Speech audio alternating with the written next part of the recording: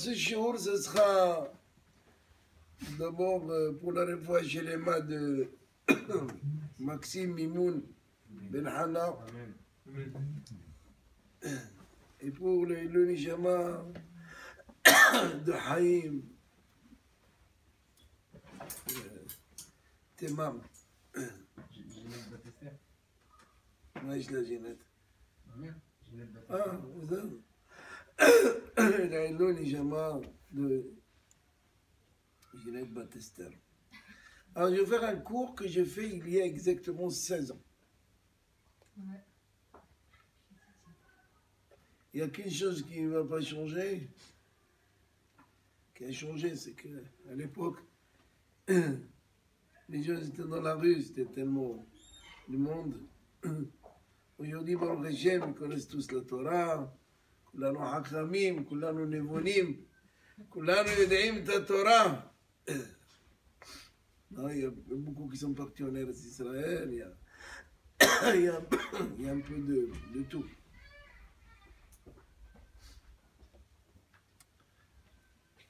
On est à la veille de la fête de Hanouka.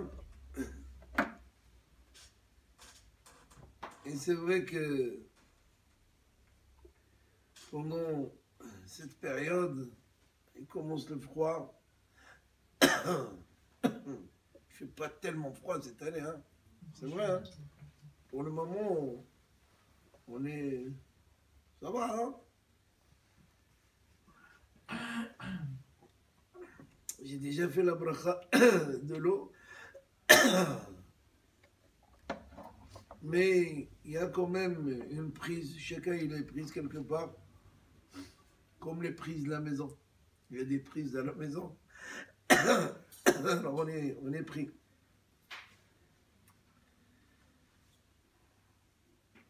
Et c'est vrai qu'on attend, c'est le premier semestre, dans ceux qui étudient à l'université, c'est la période des examens, ils doivent se préparer, hein, et Yohan. Et on attend le printemps. C'est ça, avec les fleurs, avec les roses, avec le soleil qui commence un petit peu. Hein. Mais d'ici là, il faut qu'on se chauffe. Comment on va se chauffer? Par la Torah. La Torah, elle chauffe le cœur. La Torah, elle chauffe. Elle donne de l'énergie, la Torah.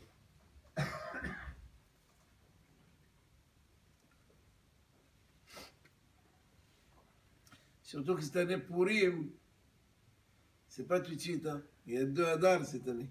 Adar Aleph, Adar Bet. Donc on est encore loin. Kislev, Tevet, Shvat, Adar, Nissan, c'est dans 6 mois. Il y a beaucoup de temps. On est en décalage avec l'année dernière. Comment? On est en décalage avec l'année dernière, c'est pour cette raison. Tout à fait. Alors peut-être le froid, il va commencer dans un petit mois. Mais bon, allez, on y va. On laisse Akadosh Baruch Hu faire son travail. Et nous, on fait notre travail. Parce qu'il faut se renforcer. Il faut du hizukim. Vous savez que en hiver, ceux qui ont des petites maisons, des petits... C'est en été qu'ils se préparent. Ils mettent du goudron sur le toit, ils consolident les racines. C'est normal. Ils se préparent pour l'hiver. On ne sait pas comment il va tourner. Mais nous, on doit se préparer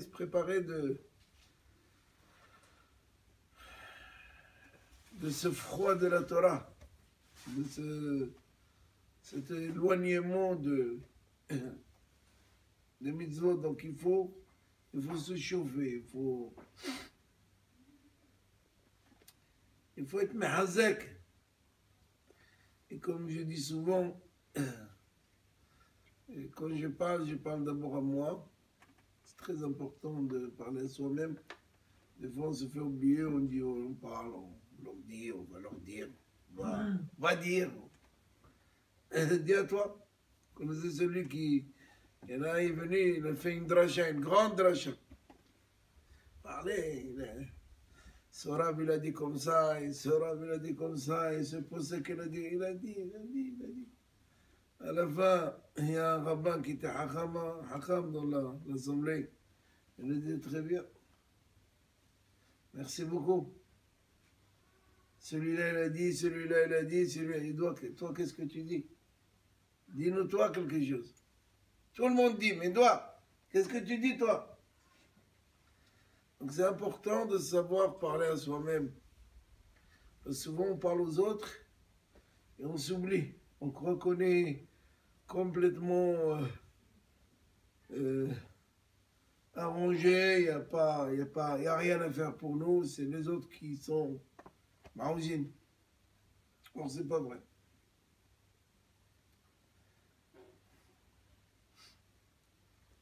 Si je vous pose une question, c'est quoi l'instant, le moment le plus beau de votre vie que vous avez traversé dans votre vie? Bon, il y a des jeunes, il y a des moins jeunes, il y a des vieux. Chacun il va essayer de dire certaines choses, ce qui est normal. Et il va dire peut-être le jour de son mariage.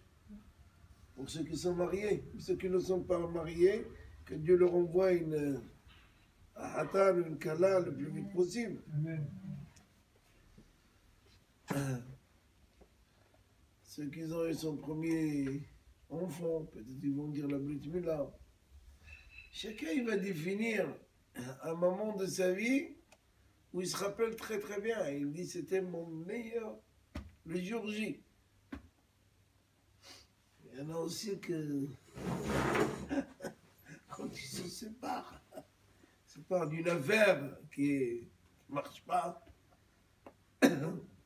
ou d'un collègue, ça aussi.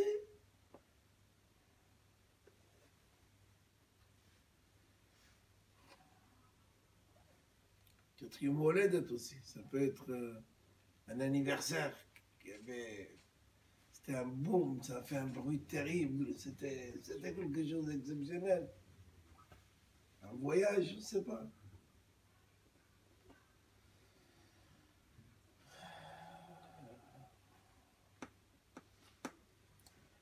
Il y a un Rav, Baal Moussar, qui a fondé des yeshivot de morale.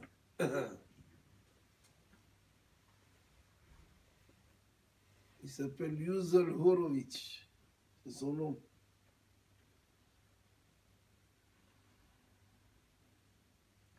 Il dit que l'instant, le moment le plus apprécié pour l'homme, c'est le présent.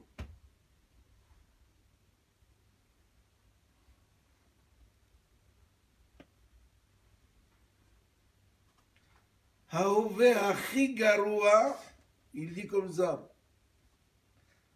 Tov me'atid Achi Tov. Je m'explique. Il dit le présent, le plus médiocre, le plus minime, qui vaut rien, mais c'est un présent, il vaut mieux que le futur meilleur. Vous comprenez ce qu'il dit? Il dit que le présent, le moment où vous vivez maintenant, mais ce seconde-là, il vaut mieux que le futur plus bon. Vous allez voir, on va vous dire, vous savez, demain, après-demain, dans un an, vous allez être milliardaire, vous allez vous marier avec la plus belle femme, vous allez avoir beaucoup d'argent. Lui, il dit non, le meilleur moment, c'est maintenant. Pourquoi? Pourquoi il dit ça?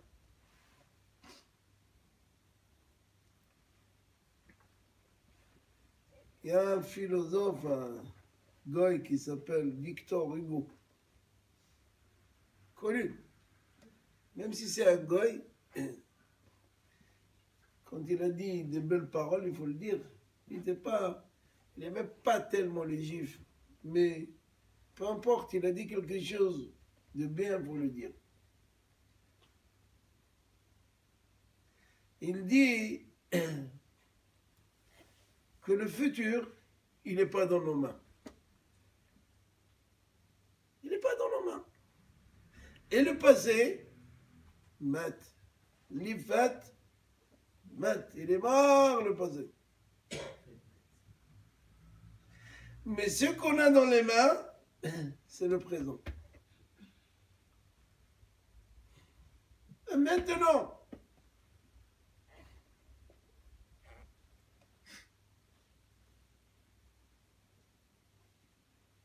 le débile, l'idiot, il dit Shlomo Amelech, c'est celui qui pleure le passé.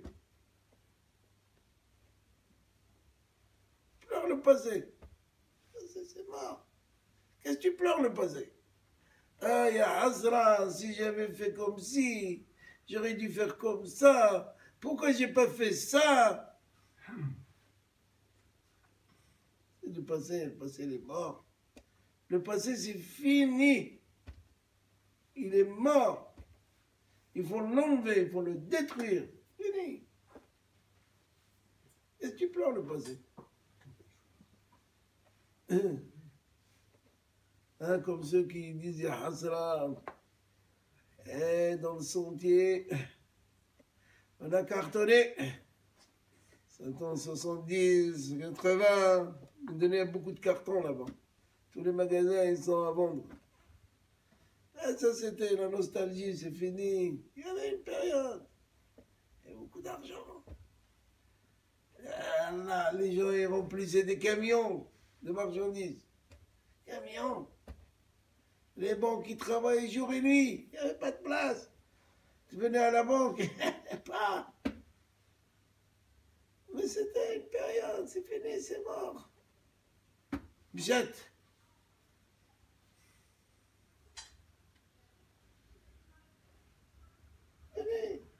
Qu'est-ce que tu pleures le passé?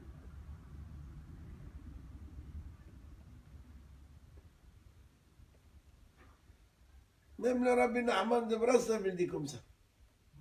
Il dit le passé c'est mort.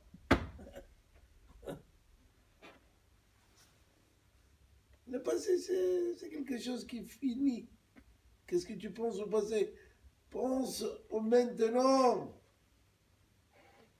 Lorsque le Hafetz Haïm il étudie la Torah, il disait que il avait juste ce moment d'étude de la Torah, il avait juste cet endroit, et il avait juste ce texte-là, il n'avait pas autre chose.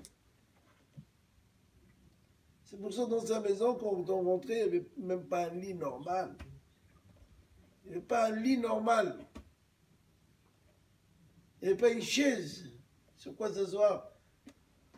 Saïm, Mishnah Brura,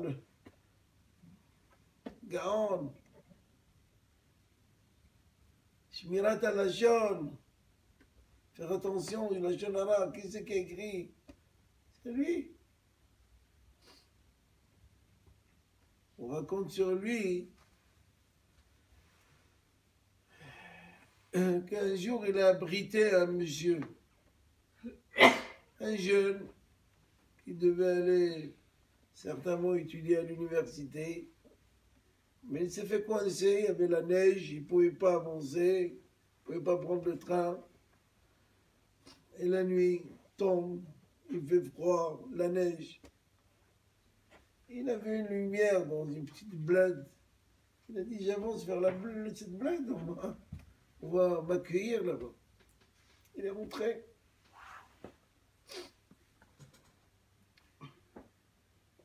Eh bien, un vieux monsieur, il a allumé un peu le four, il a mis le bois pour le chauffer et trembler de froid.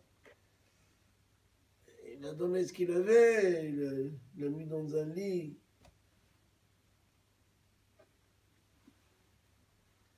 Cet homme-là, par la suite, ce jeune homme, il est devenu recteur d'une université aux États-Unis. Vous savez qu'est-ce que c'est recteur aux États-Unis? C'est le directeur d'une université. Il y a des milliers d'élèves. Et pour avancer dans son domaine, pour avoir un poste plus grand, en Amérique, si tu n'es pas américain, goy, tu ne peux pas avancer. Quand ils ont vu dans ses papiers, Joyce, Yehudi, mais il était marié avec une goy, il avait tout goy. Ils lui ont dit de se convertir. Il allait se convertir. Mais il a toujours refusé. Toujours, il n'a jamais voulu devenir goy. Et un jour, un rabbin est arrivé dans la région de ce... Il a dit, je comprends pas. Tu es marié goy, tu as des enfants goy, tu manges goy. Quel est ton problème? Pourquoi tu ne te convertis pas? Pourquoi? Qu'est-ce qui t'a empêché de devenir goy? Il a dit, quand j'étais jeune homme,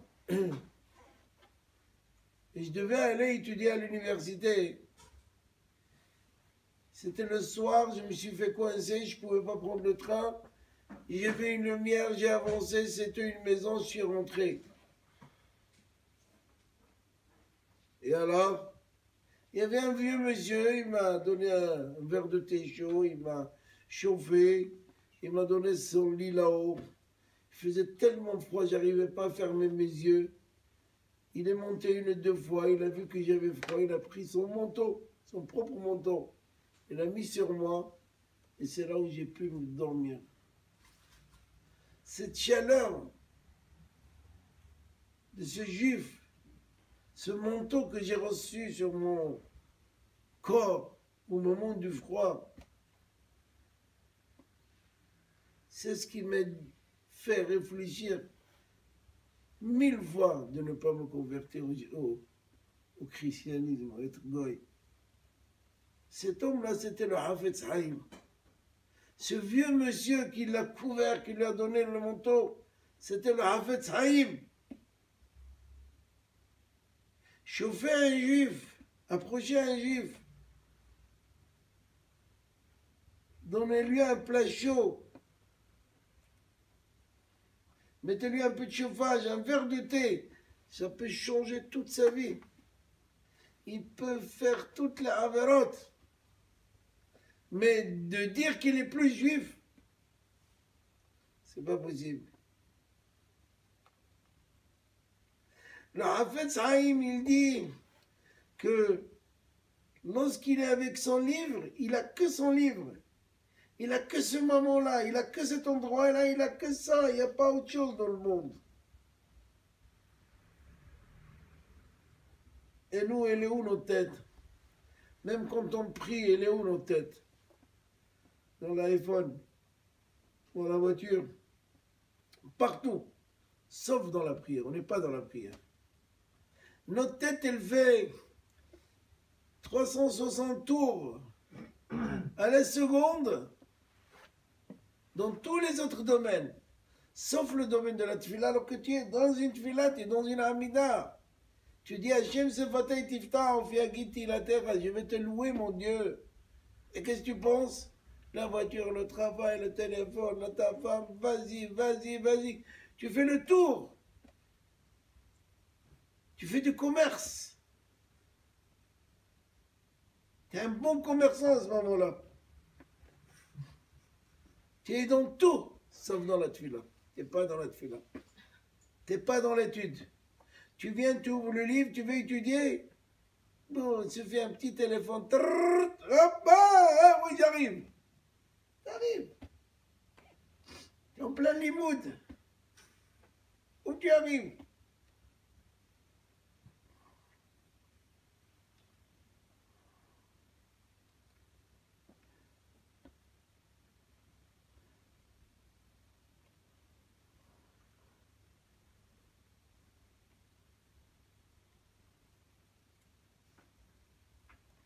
Et lorsqu'on parle de Hanouka, si je vous demandais qu'est-ce que c'est Hanouka, je me rappelle une fois j'ai parlé devant des soldats en Israël, l'armée. Non, on me laisse rentrer à l'armée, ne vous inquiétez pas. J'ai fait l'armée, alors on me laisse rentrer. J'avais demandé aux soldats, c'est quoi Hanouka? Le béni. C'est vrai. Il y en a un, il a sauté, il a dit le béni. J'ai dit quel béni? Marocain ou là? Celle de Maxime. Parce qu'il y a des beignets, tu peux les essorer allumer avec les Hanoukiens. Tu fais comme ça, tu allumes les Hanoukiens.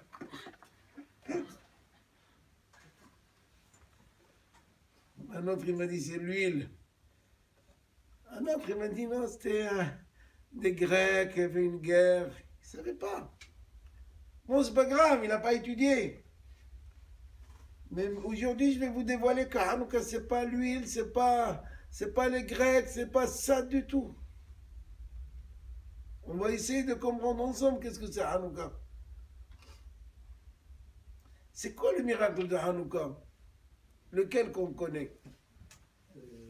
C'est celui de La bougie. la lumière. la fiole. Hazak. La fiole. On a trouvé un petit flacon d'huile qui est avec le tampon de Hanan Kohen Gadol, qui n'a pas été profané. Et je vais vous dire, hein, selon la halakha, il n'avait aucun issue de prendre de l'huile qu'ils ont ouvert les Grecs et de le mettre dans la menorah. Aucun issue. Bon, il voulait être mahmirim. Il voulait être plus orthodoxe. Et alors, qu'est-ce qu'il y a eu?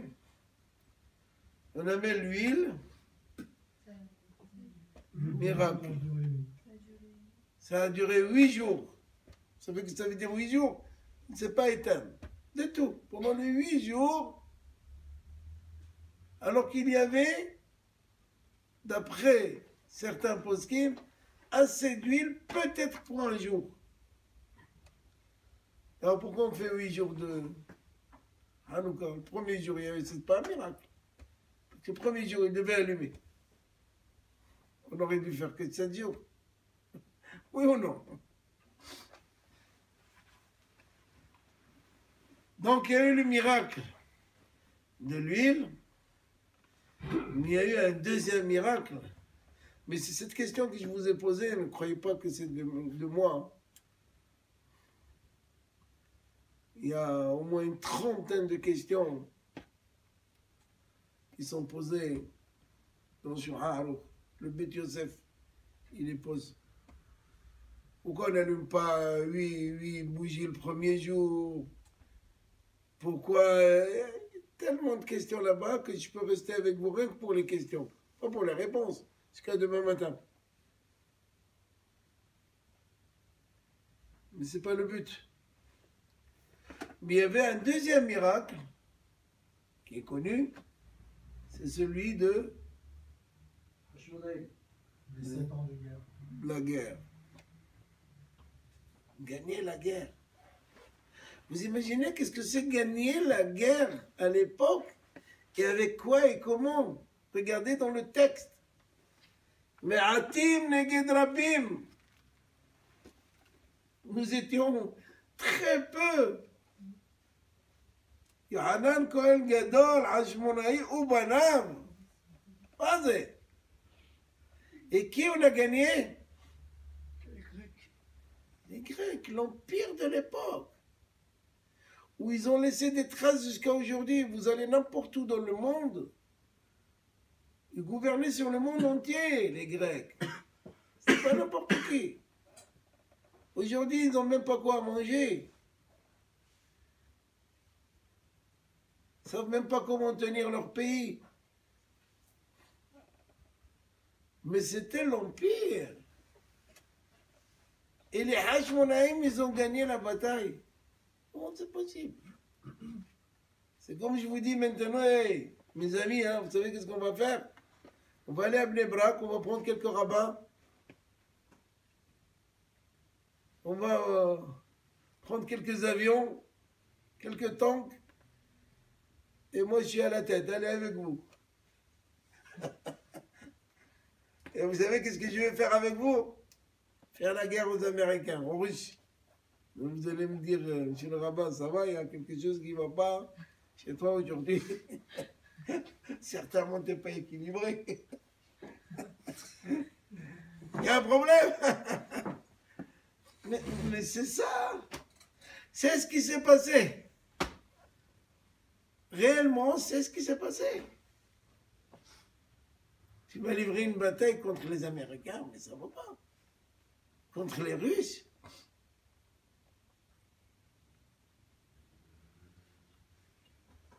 Comment vous comprenez? Et qu'on a gagné la bataille. Et comment on a gagné la bataille? On est rentré au Beth Amikdash, on a purifié le Beth Amikdash, on a allumé la menorah, on a tout fait. Comment c'est possible? Par quel biais? J'étais sûr que vous allez me dire. Alors vraiment, comment on a pu gagner une bataille pareille? C'est pas possible. C'est pas possible. La logique, elle dit comment? Hanan Kohen Gadol, avec ses enfants, ils vont livrer une bataille contre les Grecs, ils vont gagner la bataille. Et surtout, il y avait beaucoup de Juifs qui n'étaient plus Juifs, ils ne voulaient plus être Juifs. Les Mithyavnim, ils voulaient être comme les Grecs, faire du sport tout nu. C'était la méthode, c'était comme aujourd'hui, ils sont tous avec des tatouages.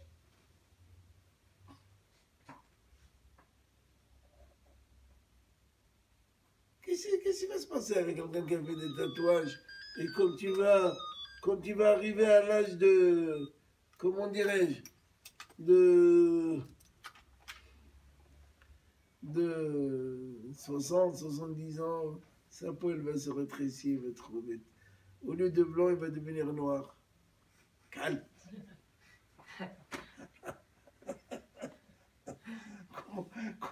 Comment vous comprenez ça? Et d'abord, qui c'est qui leur a autorisé de faire ça? Ils n'ont pas le droit. Le corps, il ne nous appartient pas. C'est un prêt. Akadosh Baruch Hu, il nous a prêté un corps et on doit lui rendre comme il nous l'a prêté. 70 ans, 80 ans, 120 ans, bon, on dit 120 ans, mais c'est pas à nous, on ne peut pas faire ce qu'on veut.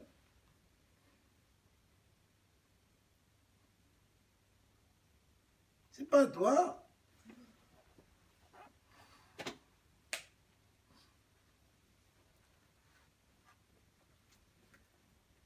Ils voulaient tellement ressembler aux Grecs qu'ils étaient moshrim ba'orla. Ils regrettaient qu'ils ont fait la Brit Mila, alors ils tiraient leur peau pour qu'ils deviennent Harelim de nouveau.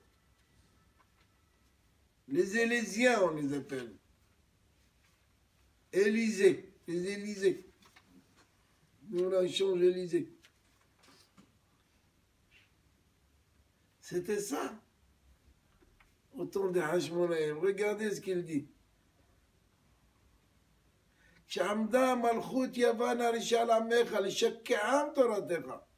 Qu'est-ce qu'ils ont voulu, les Grecs, en fait? Les Grecs, ils ont voulu nous faire oublier nos Torah. Ils n'ont rien demandé. Soyez comme nous, c'est tout.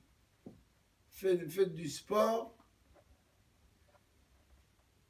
Soyez musclés. Ne faites plus Shabbat.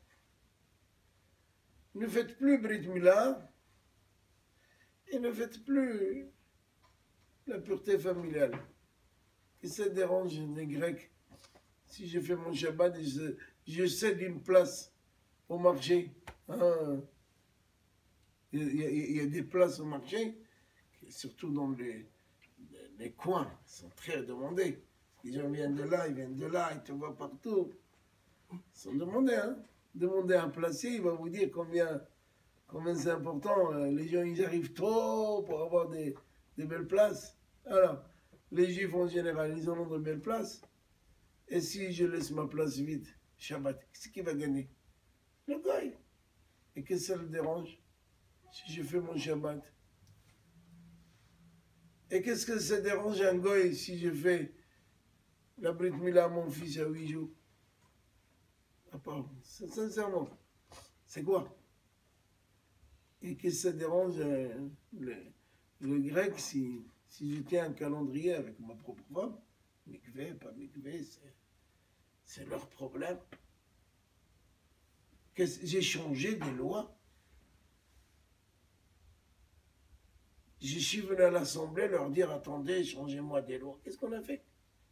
Pourquoi les Grecs, ils voulaient nous faire oublier tout ça? Quel est leur problème? C'est que les philosophes grecs, ils ont cherché par tous les moyens. C'est quoi la force de ces juifs? Pourquoi ils sont tellement forts? Pourquoi ils réussissent partout?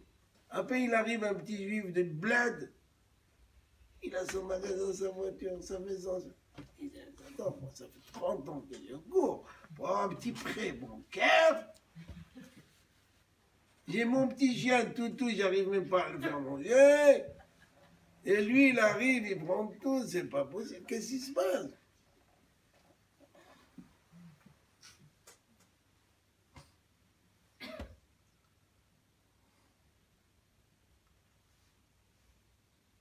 Il est en vacances d'hiver, vacances d'été, à Sukkot, à Hanouka, Purim, Pessah, oh, oh, Shabbat, Shabbat, Shabbat.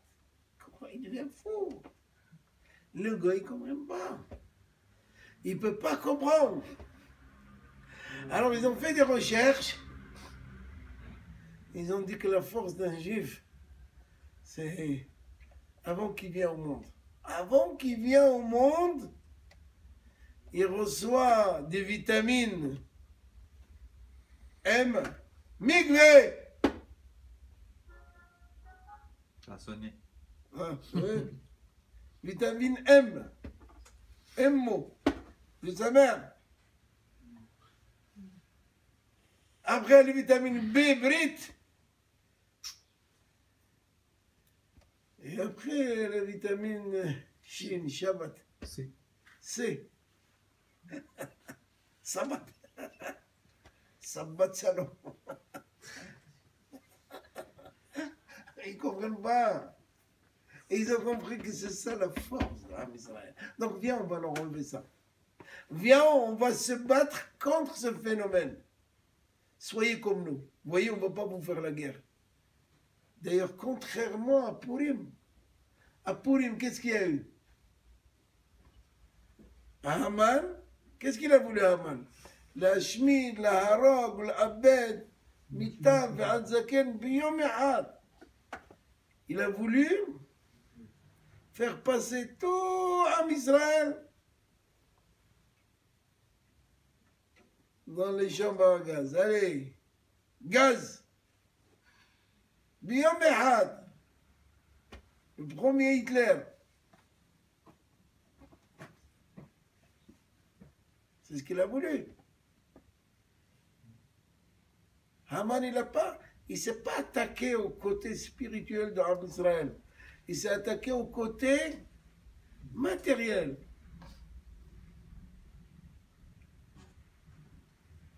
D'ailleurs, c'est pour ça que à Purim, on fait pas, il n'y a pas de halal à Purim. On lit la Megillah, il y a le Soudat de Purim, on fait un festin, tu as un festin, voilà, se saouler. Pourquoi? Parce qu'on a voulu toucher à notre corps. Alors on répare par un côté matériel. Contrairement à Hanouka, Hanouka, on a voulu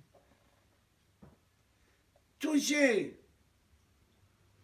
à notre côté spirituel, on le répare par le côté spirituel. Il y a Hallel, il y a Sefer Torah, il n'y a pas de Souda.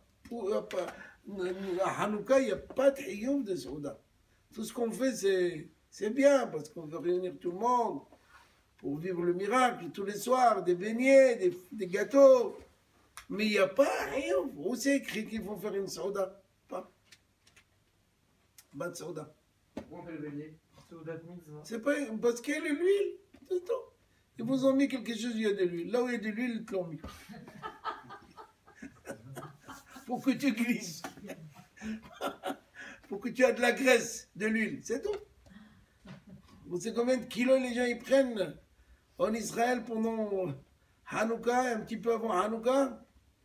Ils ont fait des calculs, hein. Il n'y en a pas un qui ne prend pas 3, 4, 5 kilos. Ouais. Ils ont commencé maintenant déjà. Ils mangent des bénis. Vas-y, un drame. Quand on les fait, on les goûte. Je crois que ça va être un peu moins salé. Il est très cher le beignet là-bas. Hein? Il est cher le beignet là-bas. Non, rien du tout. Il est Tu cher. prends un carton avec 10 shekels. 13 shekels le Il est beignet. content que les autres mangent. Ah, c'est quand tu vas à Tel Aviv. Va à Ashdod, chez le Hasidim, tu prends un carton de 10 avec 10 shekels. Vous voulez, non? Je sais pas compris. Ah, là, Khachef, cette année, peut-être il voulait un 13, petit 14 peu. shekels. C'est ta mère qui t'a dit ça. Ouais. Bref, qu'elle fait ses beignets, elle, ils sont meilleurs. Chez Maxime, pareil. Hein. Ok, 1,80. ça y est, ils ont commencé. 1,80 c'est cher. Demain, il faut nous les amener. Alors, Une tralade, ça coûte 2 euros. alors, regardez, mon rêve et rabotaille. Lorsqu'on s'attaque à notre côté spirituel, on le rattrape avec le côté spirituel. Il faut prier, il faut faire Hallel, il faut... C'est ça. On le répare. On a réparé ce qu'ils ont voulu faire les Grecs. Mais ce qu'il a voulu faire Haman, c'était s'attaquer à notre corps. Alors on fait une souda de pourim. Il faut nourrir le corps. Mais je vais vous montrer un côté qui est l'inverse. C'est que justement, à Purim, ils ont voulu s'attaquer à notre corps. Qu'est-ce qu'on a levé à faire? Qu'est-ce qu'on a dit à Mordechai de faire? Prier. Enseigner aux enfants. Jeûner. Esther, elle demande. Tsumu alay sheloshet yamim laila vayom. Jeûner pour moi 3 jours.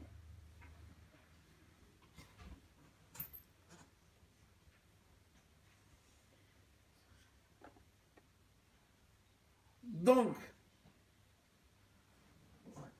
ce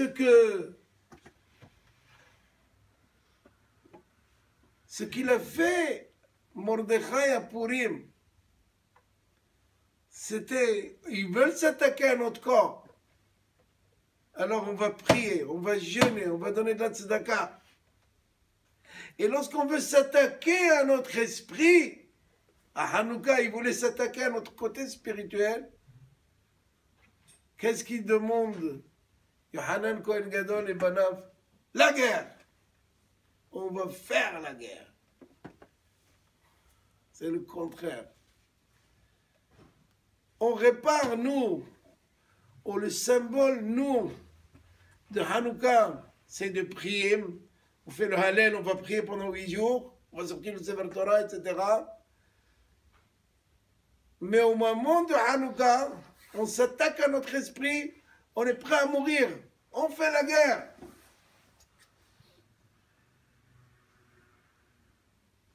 Abraham Avinu, on s'est attaqué à son esprit. Il disait à tout le monde, il y a un Dieu, il y a la Torah, il y a, ben laisse-nous tranquille.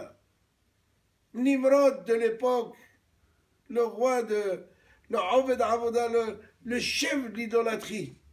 Qu'est-ce qu'il a fait d'Abraham? Je vais te jeter dans un four ardent. Ah, jette-moi. Jette-moi. Tu veux s'attaquer à mon esprit? Je me bats. Pourquoi il s'appelle Ivri? Abraham a Ivri, l'hébreu. Pourquoi on a appelé les Juifs en Égypte les Hébreux? Hein? Non, c'est pas du passé. Tu apprends le Ivrit. Jusqu'à aujourd'hui, tu apprends l'hébreu. Ivrit, c'est pas du passé, c'est d'actualité, c'est d'aujourd'hui. C'est de demain. Non, le verbe passé, le verbe traverser. Non, c'est le verbe. Non, c'est pas ça. Il y a quelque chose. Mais en fait, vous savez, un fleuve, il a deux côtés. Il y a rive gauche et rive droite. Abraham était dans une rive, appelez-la droite ou gauche comme vous voulez. Excusez-moi, je vous pose une question. Ouais, J'ai si jamais vous... compris la rive droite, la rive gauche, par rapport à quoi? Ça n'a pas d'importance. Ça n'a pas d'importance quelle rive. Du moment où ils ont reçu le coup, ça peut être de droite et de gauche. Et Abraham Avinu était ivri, il était vers la Nahar, il était d'un côté du fleuve. Il criait à tout le monde. Le monde entier était de l'autre côté, il leur disait, vous vous trompez. Vous n'êtes pas dans le... C'est pas ça. Il y a un Dieu. Il y a quelque chose qui dirige ce monde. C'est pas je veux faire ce que je veux. Jusqu'à qu'on a jeté Abraham dans le four ardent où on a chauffé pendant 40 jours, il est arrivé à 1000 degrés. Et vous connaissez la suite. C'est transformé en jardin, en piscine, on ne sait pas s'il avait un maillot de bain, peu importe. Mais Abraham Avinu, il n'avait pas peur, il était prêt à mourir pour son esprit. Par contre, son frère Haran, le frère d'Abraham, quand on lui a demandé au début, alors, qu'est-ce que tu dis toi? Non, moi je suis avec le Khoufa, je suis avec Nimrod. Hein. D'ailleurs, le mot Nimrod, ce qui veut dire, vous savez qu'est-ce que c'est Nimrod? Nimrod. Mered. Moi, c'est Mered. Vous savez pas? Révolte. Je me révolte contre Dieu. C'est ça, Nimrod. Il y en a qui s'appellent Nimrod. C'est grave. Je devais faire une fois une Brit Mila. Il a appelé le papa, comment tu veux l'appeler? Heureusement qu'il m'a dit ça avant la Brit. Il m'a dit Nimrod, j'ai dit je fais pas la Brit Mila. Non, monsieur le Rabbin, reste. Pourquoi tu veux l'appeler Nimrod? Il m'a dit c'est écrit dans un livre de... J'ai dit, mais tu sais qu'est-ce que c'est? Il m'a dit non. Quand je lui ai dit, il m'a dit, enlève-le-moi, vite. Il tremblait. Il dit, comment il s'appelle ton grand-père? Il m'a dit David. Il dit, appelle-le David. Il y avait un roi qui s'appelle David. Beau gosse. Il fait Enaim, David a rien fait. Et depuis, on est resté amis. Il doit avoir 17 ans, 18 ans maintenant. Il dit merci. Bon, David, il a grandi. Je croyais qu'il est à l'université ou quelque chose comme ça. Nimrod, c'est... David Amelech, puisqu'on a parlé de David. Il fait la guerre contre qui? Goliath. Et comment il va avec Goliath? Même contre Shaoul, le roi Shaoul. Parce que c'est Shaoul qui a demandé que celui qui le sauve de Goliath, il lui donne sa fille. Vous imaginez, la fille de roi, le roi d'Israël, il te donne sa fille. David Amelech, il a dit, bon, moi je vais faire ça les Shem Shamaim. Les Shem Hashem, pas pour eux. Alors Shaoul lui a dit, d'accord, viens. Il lui a donné son vêtement de guerre, tu sais, l'armure, il a mis sur lui ça. C'est pas ça, c'est... Il a dit, non.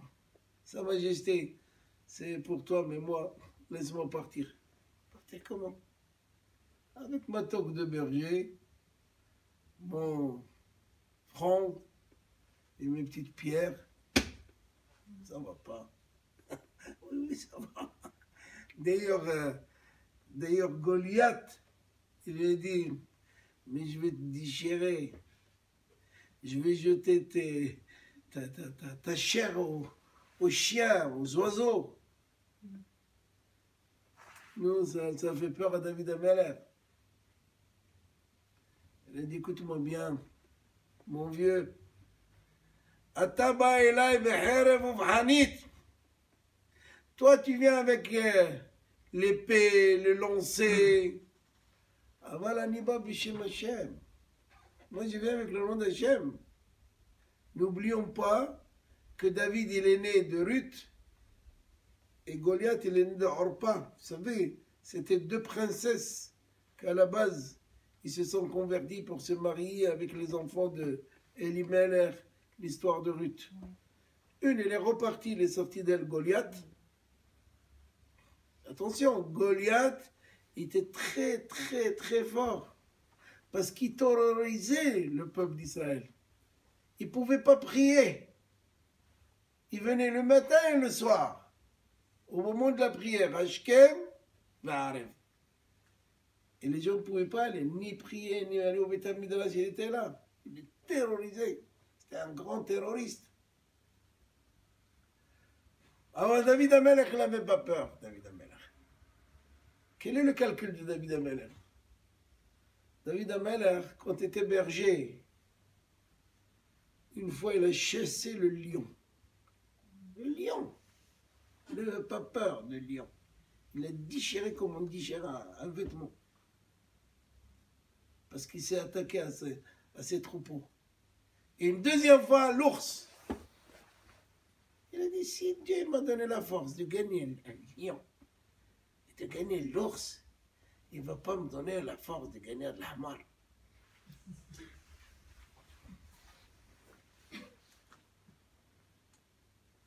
Il peut être grand de taille. Ils disent en arabe, Turb le Jama.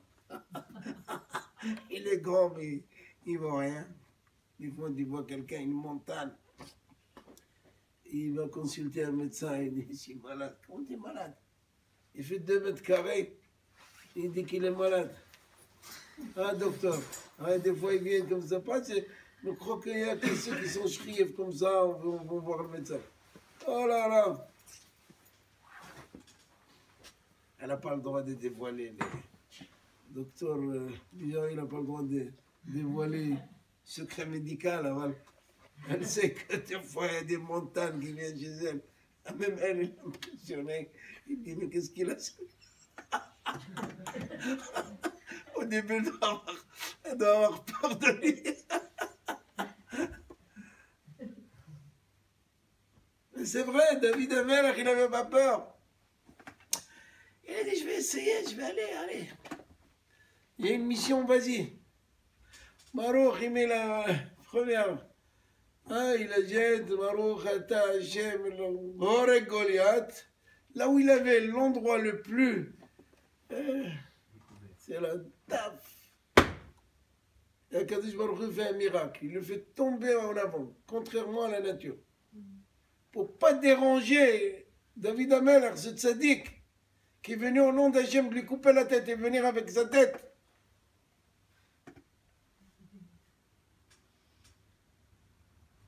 C'est ce qui l'a rendu Shaoul, le roi jaloux. Shaoul, Ika Shaoul ba'alafav, David merivotav, Hay, Bekayam. Mais qu'est-ce que c'est le chant? Le chant, il dit que Shaoul, il gagnait des milliers, mais David, il gagnait des dizaines de milliers. David, il vient de chez Hachem. Après, il y a la bagarre, la bataille entre David et Shaoul, mais c'est un autre sujet. Mais Shaoul, il n'a pas peur. Il fait la guerre à Goliath. Il gagne Goliath. Abraham, il n'a pas peur. Il gagne Nimrod. Il gagne le monde entier, parce que le monde entier était contre lui.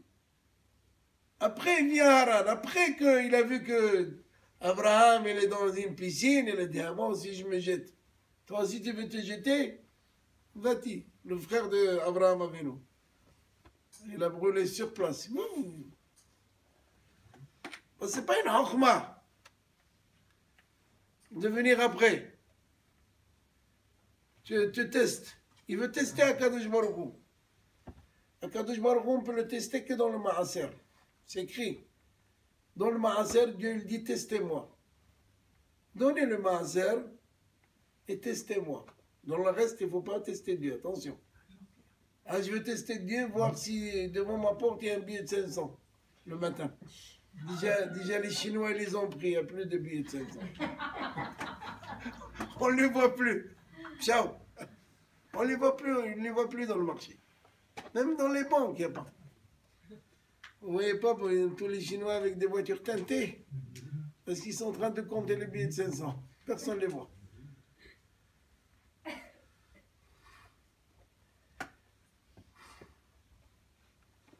Donc il y a eu deux miracles à Hanouka. Il y a eu le miracle de l'huile, petite fiole, mais il y a eu le miracle de la guerre. De gagner la guerre.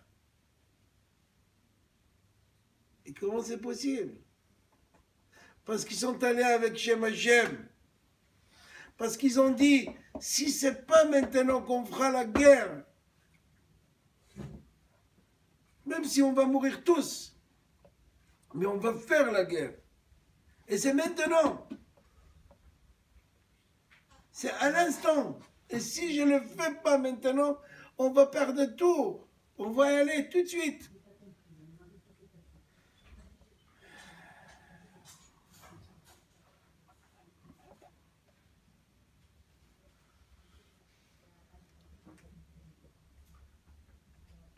Une fois, j'avais pris un taxi. Le chauffeur de taxi, il m'a dit, vous les juifs. Un gars comme ça. Il me dit, oui, c'est quoi nous les juifs? Il m'a dit, vous ne pouvez plus, vous pouvez pas vous assimiler comme nous. C'est un arabe, c'est pas d'où, il est devenu français, il parle en français, magnifique. Il a dit, nous c'est normal. On est venu ici, on a appris français, mais vous ne pouvez jamais. Impossible pour vous. Vous resterez toujours juif. Oh, il a fait une sorte de constatation. Pour lui, c'est peut-être un dialogue de prendre encore des juifs dans son taxi.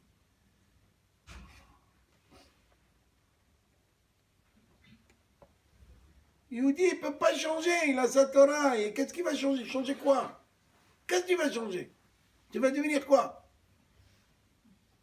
Tu vas laisser tes cheveux pousser, tu deviens philosophe, quoi? On va te dire, tu es un juif. Et on va te traiter de sale juif. Ça ne change rien. Et on va te mettre comme ils ont fait, l'étoile jaune. Mais tu vas crier. Mais je ne suis pas juif. Regardez, dans ma marmite, il y a le halouf et le lapin qui cuit. Non. On a une liste. Ta grand-mère, ton arrière-grand-mère était juif. Et ton grand-père était juif. C'est ce qu'il a fait là-bas, ici en France. Ici en France. Et Pétain. Ils ont cherché jusqu'à 5e génération. Donc tu ne peux pas, un juif. Et ce chauffeur de taxi, il m'a dit ça, je n'ai pas compris pourquoi il me dit ça. Il voulait dire, nous on peut changer, on peut... une fois on est arabe, on peut devenir français. Mais vous ne pouvez pas. Impossible. Ça ne marche pas, ça ne peut pas marcher.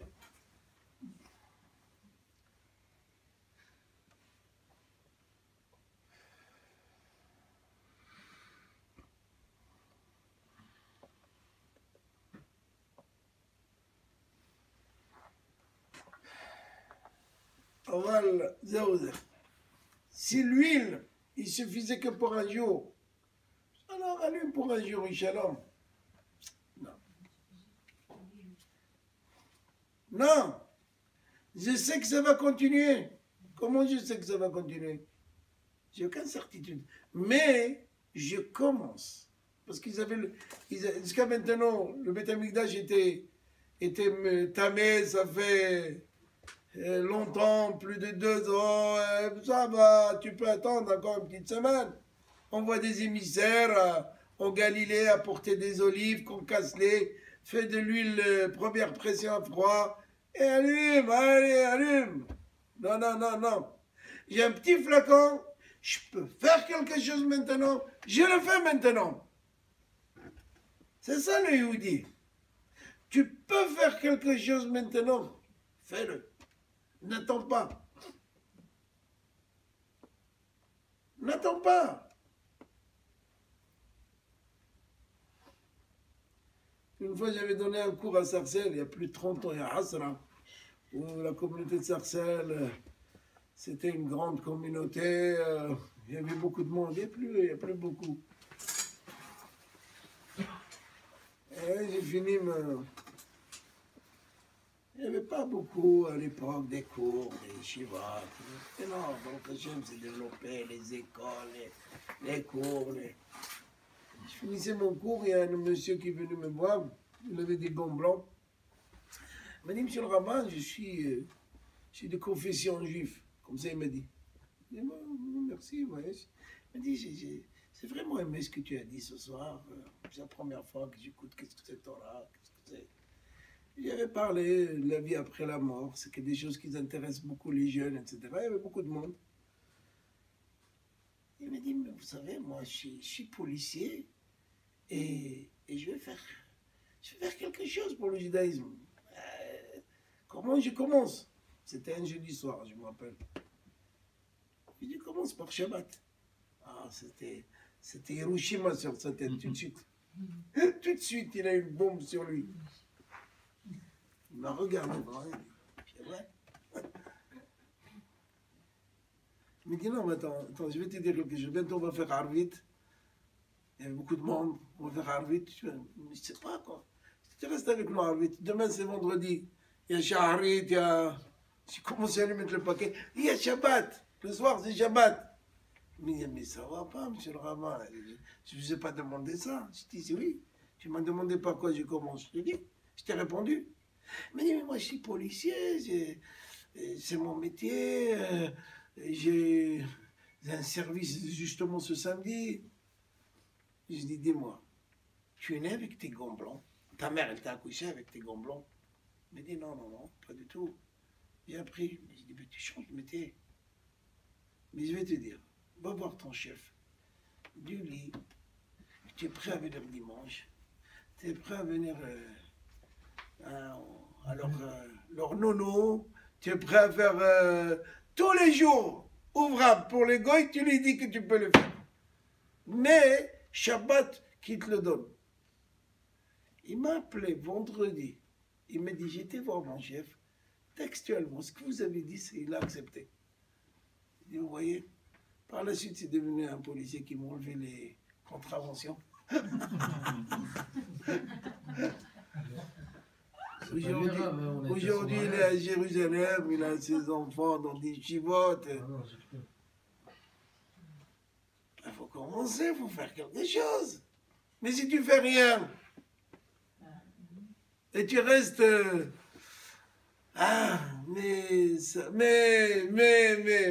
pas non, mais c'est comme le mahjong. Voilà, il faut s'arrêter quelque part. Il faut faire un break.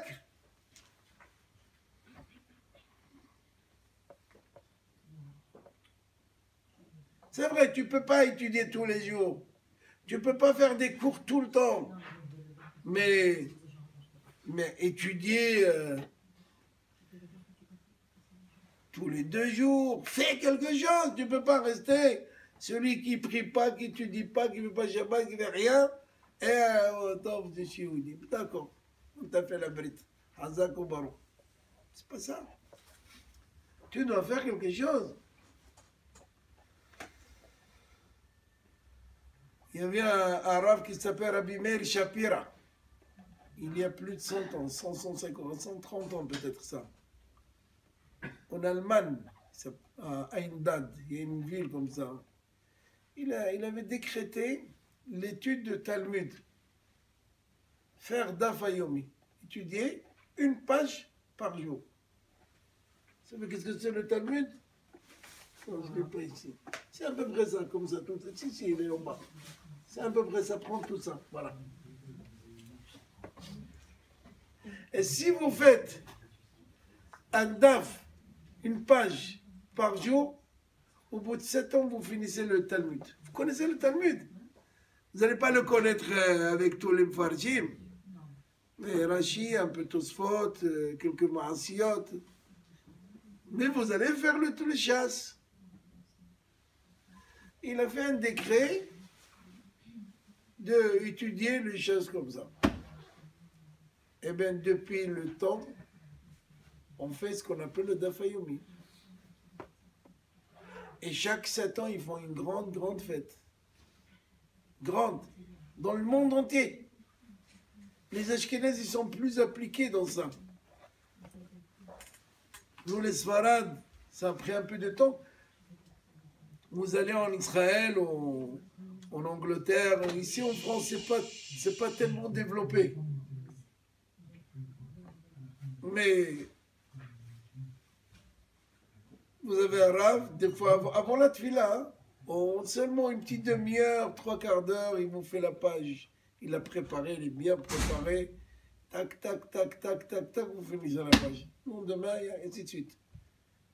Et au bout de 7 ans, vous connaissez tout le Talmud. C'est extraordinaire. Quand il a instauré, mais les gens ils se sont moqués de lui, ça va pas. Ah oui, il faut faire, il faut commencer. Je me rappelle au Kollel, quand on a étudié au Kollel, on avait l'obligation de s'arrêter une Gemara 10 minutes avant, 5 à 10 minutes avant le premier seder du matin. Parce qu'après, on mangeait et minha. Mais il faut s'arrêter 5-6 minutes, faire moussar. Vous savez qu'est-ce que c'est moussar? Il y a plusieurs livres, Rabat al-Babot, Misilat al-Sharim, il y a plein de livres qui parlent de la morale. On a arrêté la Gemara, c'est pas facile d'arrêter une Gemara. Quand vous étudiez la Gemara, vous êtes lancé, c'est une chaîne la Gemara, tu commences, tu t'emmènes d'ici, là-bas. C'est très intéressant. Mais tu arrives à un stade où il te dit, stop, ouvre un livre de morale maintenant. Et on faisait tous les jours, c'était une obligation pour étudier au collège, pour qu'ils nous donnent quelques sous. On avait l'obligation. Moi, personnellement, ça me dérangeait, mais c'est la loi et c'est comme ça. Alors souvent, on pense que 5 minutes d'étude, c'est pas une... On pense qu'un cours, il faut 2 heures, une conférence. Pas vrai. Si vous faites 5 minutes par jour, mais sérieux, hein? 5 minutes dans la semaine, vous avez fait 35 minutes. Multipliez ça, par mois, vous avez fait 2h30. Par an, 70 ans, c'est beaucoup de temps. Après, vous rajoutez encore 5 minutes. Après, vous rajoutez un petit quart d'heure. Mais il faut commencer par quelque chose. 5 minutes, c'est un cours, c'est une conférence. On fait ça tous les jours ici. Tous les matins, on étudie un petit peu après la tefila. Mais tous les matins, on a un peu de moussar, on a un peu d'alakha. Minha, c'est pareil. Mais il faut faire quelque chose. Tu ne peux pas rester celui qui court toute la journée à faire des affaires, à travailler. Tu t'arrêtes un petit peu.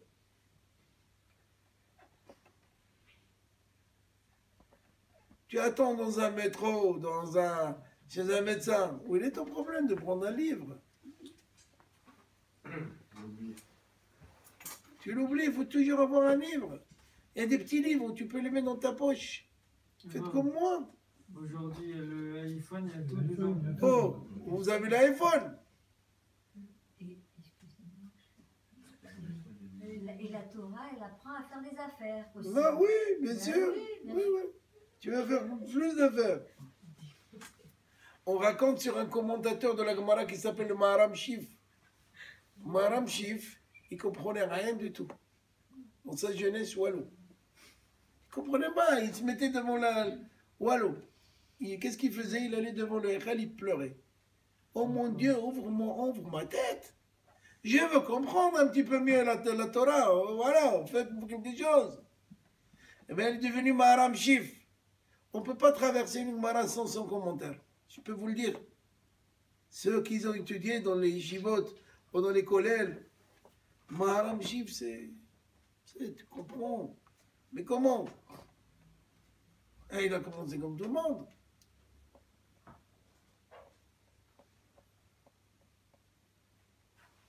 Il disait que sa tête, elle était comme un bout de bois. Il y en a qui gardent le bout de bois toute leur vie, mais il y en a qui donnent un coup, deux coups, et ça se réveille. Ça se fissure, ça. On fait rentrer la Torah. C'était ça le Maharam Shif.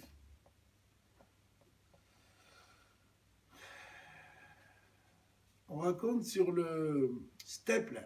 Stepler, c'est le papa de Rav de Bnei Brak, Chaim Kanievski, qui est aujourd'hui Gadol, et qui dit qu'il faut se préparer pour le Mashiach. Il est à Bnei Brak. Hein. C'est sérieux ce qu'il dit. Maintenant, ça dépend que de nous. Quand il était jeune en Russie, tout le monde devait faire l'armée. Juif ou pas juif, tout le monde. Donc il devait monter la garde. C'était un Shabbat. Il devait monter la garde. Seulement pour monter la garde, à moins 30, il faut des manteaux. Ouf. Donc celui qui finit sa garde, il donne le manteau à l'autre, et ainsi de suite. Et puis voilà. Il arrive son tour, il veut monter la garde, et il trouve le manteau sur un arbre. Alors prends-le de l'arbre, mets-le sur toi. Non, sûr. Et en alakha dans son harour, s'il y a quelque chose sur l'arbre, midé rabbanan, on ne sait pas midé oraïta, tu ne le prends pas, Shabbat. C'était Shabbat, parce que tu risques de faire tomber des feuilles, casser une branche, bref. Mais moi, je vous demande une chose. Si vous étiez à sa place, qu'est-ce que vous aurez fait? Moins 30. On aurait pu. Prends le manteau. Le manteau, c'est... Passe l'arbre. Et je le brûle. Et tu as tous les... Et tu as toute la Torah avec toi. C'est un cas de force majeure, il fait froid, c'est la mort. Alors pourquoi il l'a pas fait? Il Ah. connaissait. Il a dit, je vais essayer. Il était costaud, hein, lui. Moi, je l'ai connu. Il a dit, je vais essayer. Si je peux tenir 2 minutes sans. Il a essayé. 2 minutes, ça a marché. 5 minutes, ça a marché. Les 2 heures, ça a marché. Il n'a pas touché. Mais à la Rikmo, il avait tout le droit. Mais il a dit, je vais essayer. Je vais faire quelque chose. Même si c'est un risque. Je vais faire quelque chose.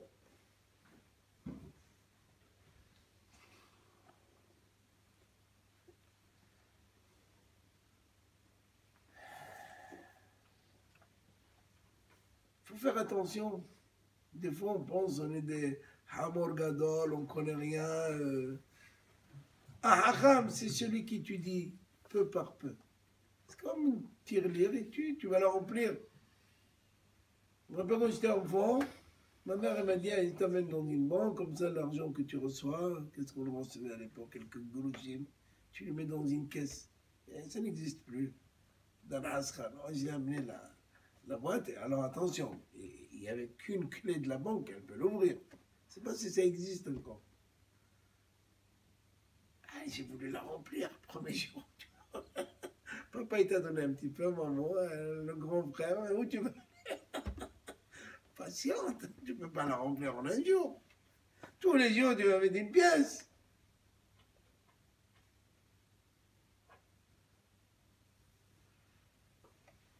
Ah, Hacham, c'est celui qui aujourd'hui il apprend et demain, après-demain, chaque jour.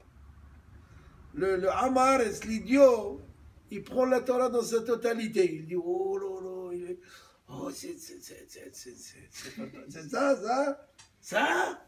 Mais c'est lourd. C'est beaucoup, ça. Oh, j'ai pas la place de mettre tout ça. Parce que t'es un idiot. T'es un hamor. Bah, on veut que tu sois un génie en une minute. Que ton IQ, il monte en flèche. Mais ça va pas. Ça, c'est un idiot. Il pense que la Torah, c'est une montagne. Fais comme les alpinistes. Bah, tout de suite, ils sont à l'Everest. Tout de suite, ils sont aux deux Alpes. Je vous ai raconté une fois mon histoire de ski. Je voyais des petits enfants comme ça qui montaient. Je dis, moi aussi. Mais ils sont entraînés, ils sont plus près au sol. Même quand ils tombent, ils se relèvent tout de suite. Moi, quand j'ai vu les skis, c'était la première et la dernière fois. Bon. Je suis arrivé là-haut avec les tire-fesses, j'ai enlevé les chaussures, je suis descendu. Ça y est, fini. Ça s'apprend, c'est un métier. Tu le vois en train de courir, vite, à côté de toi. Tu t'arrêtes. Comment tu peux t'arrêter? C'est des techniques. Ça s'apprend, ça. Sheva Ipol Tzadik Vekam. 7 fois un Tzadik qui peut chuter, mais il se lève. Mais première chute, il n'est pas comme la 7e. Il a appris déjà. Quand il tombe la 7e fois, il tombe gentiment. Et c'est ça, finalement. On ne te demande pas d'être un génie d'un jour. Il faut prendre du temps. Ça prend du temps d'être un génie.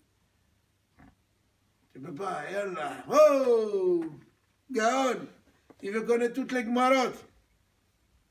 Tout le Shulchan Aruch. Ça va sur le pied, allez, vite, vite, vite. Oh. Soya, slowly. Zéuzé. Pour finir, il y a beaucoup à dire. Comme je vous ai dit, c'est un cours que j'ai donné il y a 16 ans, exactement. Je l'ai répété aujourd'hui. Sauf qu'à l'époque, je vous ai dit, la salle, il n'y avait pas de place du tout. Dans la rue, ils attendaient, les fenêtres, ils étaient ouvertes. Alors tant mieux, parce qu'ils sont peut-être devenus très hachamim, et qu'aujourd'hui, c'est eux qui enseignent, ils sont un peu partout. Mais finalement,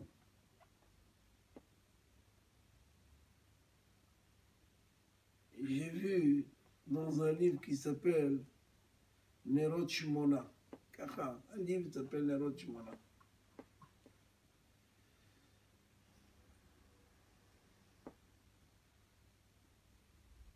Il apporte au nom de Mishmeret Eliezer, Gam, qui est un autre livre qui parle de Beth Yosef qu'on a mentionné au départ, toutes les chélotes, toutes les questions de Hanouka.